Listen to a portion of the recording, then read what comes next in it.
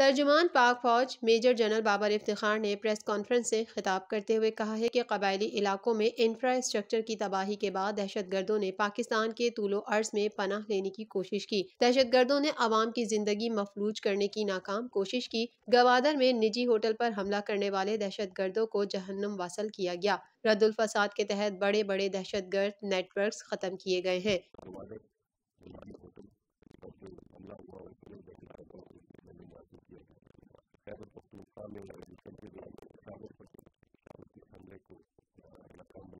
उन्होंने कहा कि खुफिया एजेंसियों ने सख्त मेहनत से बड़े दहशतगर्द नेटवर्क पकड़े। ऑपरेशन के दौरान आर्जी नकल मकानी करने वाले 96% अफराद की घरों को बाइज्जत वापसी हो चुकी है।